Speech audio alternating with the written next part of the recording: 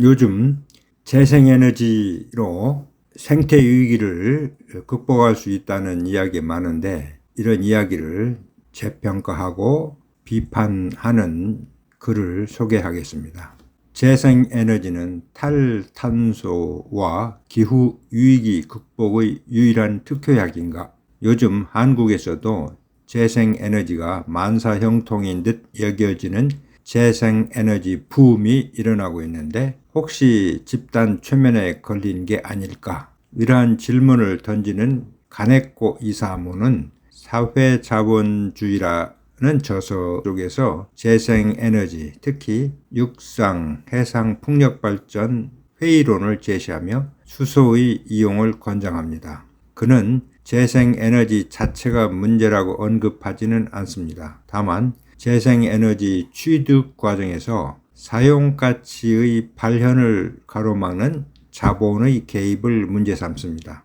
그는 재생에너지가 사용가치를 마음껏 높이지 못하면 교환 가치도 제고될 수 없다고 지적합니다. 그는 마르크스의 사용가치, 교환 가치론을 분석 도구로 삼으며 미국, 일본, EU의 탈탄소, 재생에너지 개발을 아래와 같이 비판합니다. 첫 번째 문제제기, 마르크스 자본론 제1권 제1장 상품 분석의 축이 된 사용가치와 교환가치 개념을 이용하여 재생에너지가 안고 있는 문제점의 해명을 과제로 삼습니다.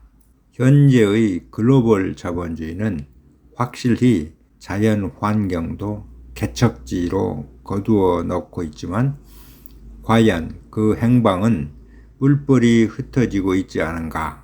2030년이나 2050년에 탈탄소는 성취 가능한 목표인가?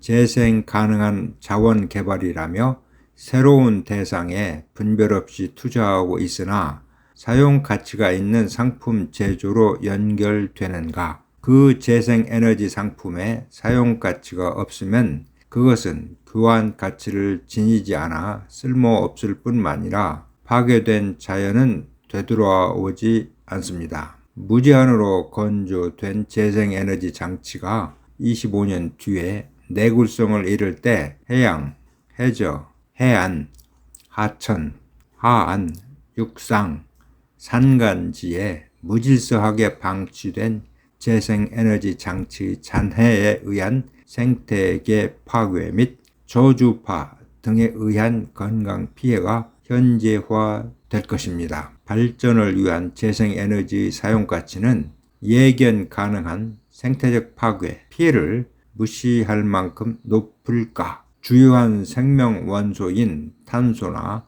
식물의 광합성에 불가결한 이산화탄소를 공연히 적대시하는 가운데 현재의 치산지수를 뒤로 미루며 예상 피해 비즈니스 모델을 특화시키는 시뮬레이션에 따라 30년 앞의 지구온도만을 전망하는 재생에너지 최우선의 탈탄소 정책의 재고가 급선무이지 않을까. 두 번째, 이 글의 핵심적인 주제인 집단 최면에 걸린 재생에너지 붐에 관하여 설명합니다.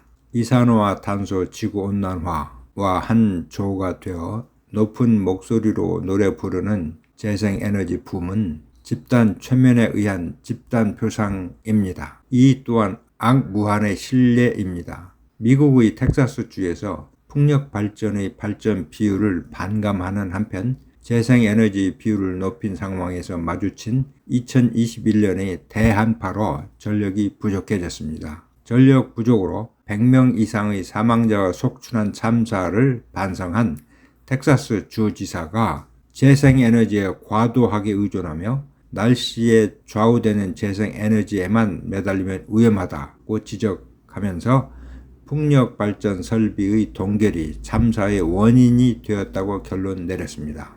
일본의 태양광 발전에서도 재생에너지에 대한 과잉 의존이 2021년 7월에 발생한 열해의 토성류 등의 원인이 되었습니다. 육상, 해상, 풍력 발전의 경우에도 태풍이 많은 일본에서 정말로 안정적으로 운영될까에 관하여 불안이 남아 있습니다. 더 냉정하게 재생에너지의 장단점, 앞으로 극복해야 하는 점 등을 논의할 필요가 있지 않을까요?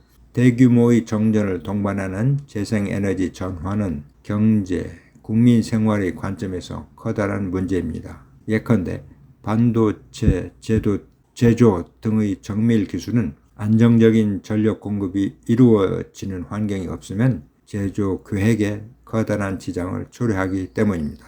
세 번째, 사용 가치 관점에 관하여 말합니다. 그런데 알투이세가 말하듯이 마르크스의 자본론은 현실 구조 속에 써 넣은 거리, 현실에 내재하는 어긋남을 정확하게 측정한다. 이 어긋남을 사회학의 개념인 사회적 딜레마와 사회과학에서 널리 쓰이는 사회적 공통자본, 합성의 오류라는 사고방식을 원용하여 사례 분석으로 활용합니다. 그리고 자본론 앞머리의 상품, 사용가치, 교환가치, 잉여가치에 관한 이해를 해가면서 이산화탄소 지구온난화, 재생에너지 문제를 분석함을 과제로 삼습니다. 다만 잉여가치에 관하여 평전청명의 해석도 받아들여 증가가치와 감소가치로 구분하여 활용합니다. 왜냐하면 자본이란 자기 증식하는 가치이지만 증식되지 않고 축감되는 일도 일상적으로 거듭 일어나기 때문입니다. 21세기 전반에 이르러 2050년까지 이산화탄소 배출 제로라는 합창이 전 세계에 예기치 않게 울려 퍼지고 있습니다. 이에 따라 재생에너지 비율을 높여가고 있습니다. 이는 근미래에 세계적인 글로벌 자본주의가 살아남는 전략으로 도달한 지점입니다. 그래서 자본주의적 생산 양식은 자본가가 지배계급인 탓으로 국가가 자본가의 이익을 반영 지지함을 피할 수 없습니다. 그 이익을 도출하는 주력 상품의 테마도 탈탄소입니다. 이 과제에 접근하여 새로운 에너지원이나 동력 기계를 개발하는 기술 혁신을 기대할 수 있을 것입니다. 이는 세렌디피티, 즉